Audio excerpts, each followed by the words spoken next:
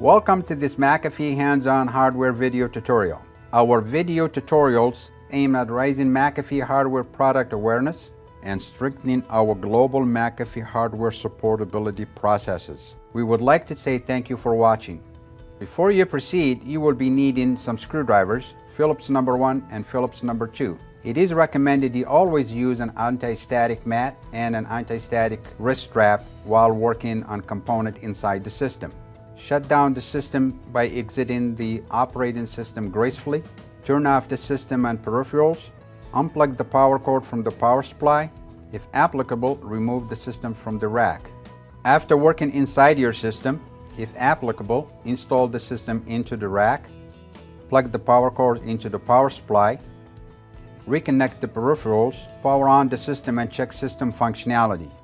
Once again, thank you for watching.